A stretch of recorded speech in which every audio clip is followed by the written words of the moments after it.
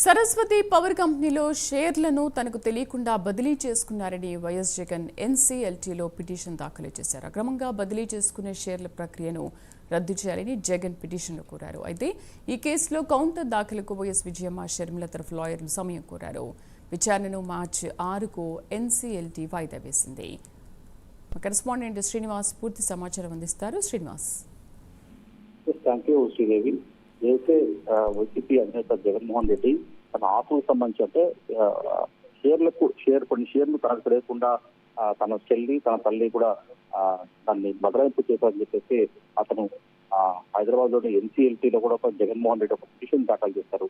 ఆ పిటిషన్ పైన ఈ రోజు విచారణ చేపట్టింది. విచారణలో భాగంగా ఆ కేసుని మార్చి 6కు వాయిదా వేసి కూడా ఎన్సీఎల్టీసీలో కూడా ఈరోజు ఆదేశాలు జారీ చేసింది. జగన్ పిటిషన్ పై మార్చి 6కు వాయిదా వేశారు. అయితే కౌంటర్ దాఖలుగా కంపెనీ ఇవ్వాలని చెప్పేసి కూడా విజయమ్మ షర్మిల కూడా తరపు లాయర్లు కూడా ఈరోజు వాళ్ళు అక్కడ న్యాయస్థానాన్ని కూడా వాళ్ళు కోరారు. సరస్వతి పవర్ కంపెనీలో ఏదైతే షేర్ల బదిలీపై తనకు తెలిసిన బదిలీ చేశారని చెప్పేసి కూడా జగన్మోహన్ రెడ్డి తరపున లాయర్లు కూడా పిటిషన్ దాఖలు చేశారు. అయితే ఈ బదిలీ చేస్తున్నారని చెప్పేసి పిటిషన్ ఉందో అక్రమంగా బదిలీ చేస్తున్నారు. ఆ షేర్ల ప్రక్రియ ఏదైతే అక్రమంగా తనకు తెలియకుండా ఆ షేర్లను బదిలీ చేశారో వాటిని రద్దు చేయాలని చెప్పేసి షేర్ల ప్రక్రియను రద్దు చేయాలని చెప్పేసి కూడా జగన్మోహన్ రెడ్డి ఆయన ఎన్సీఎల్టీలో కూడా పిటిషన్ దాఖలు చేశారు. ఈ మొత్తం వ్యవహారం పైన ఈ రోజు విచారణ చేపట్టిన ఎన్సీఎల్టీసీ న్యాయస్థానం దాన్ని పిటిషన్ కూడా మార్చి 6కు వాయిదా వేసి కూడా ఆదేశాలు జారీ చేసింది. దాని తర్వాత కూడా ఇప్పటికే సంబంధిత అంటే విజయమ్మ షర్మిల లాయర్ తరఫున వాళ్ళ కోరిక మేరకు కూడా వాళ్ళ వినతి మేరకు ఆ న్యాయస్థానం రోజు మార్చి 6కు బదిలీ చేస్తారు. మార్చి 6కు విచారణ వాయిదా వేసి కూడా ఆదేశాలు జారీ చేసింది.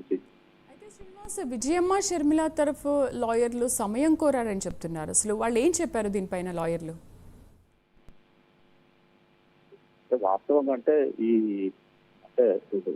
ఆస్తుల పంపకాలు ఆస్తుల విషయాల్లో మటుకు చాలుగా షర్మిల అలాగే జగన్మోహన్ రెడ్డి మధ్య కూడా వార్ నడుస్తుంది చెప్పుకోవచ్చు. ఒకవైపు విజయమ్మ షర్మిల, మరోవైపు జగన్మోహన్ రెడ్డి ఇద్దరి మధ్య కూడా కుటుంబంలో ఆ ఆస్తుల పంపకాల్లో విభేదాలు భారీ స్థాయిగా ఉద్యోగం జరుగుతున్నాయి.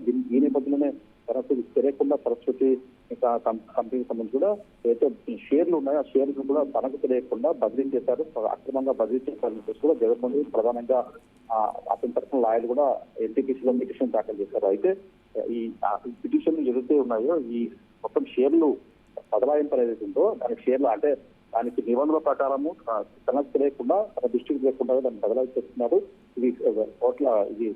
ఇది నిబంధనల విరుద్ధంగా తనకు తెలియకుండా తన అనుమతి లేకుండా కూడా వాళ్ళు బదలాయించేది అక్రమంగా బదలాయింపు చేశారని చెప్పి కూడా జగన్ తరపు లాయర్లు కూడా న్యాయస్థానం దృష్టికి తీసుకెళ్లారు. దీంతో ఈ విచారణ కొనసాగుతూనే ఉంది. గతంలో కూడా మనం చూసుకున్నట్టు షర్మిల రెడ్డి మధ్య అలాగే జగన్మోహన్ రెడ్డి మధ్య కూడా కొన్ని రోజులు కూడా లేఖల రూపంలో కూడా యుద్ధం జరిగింది.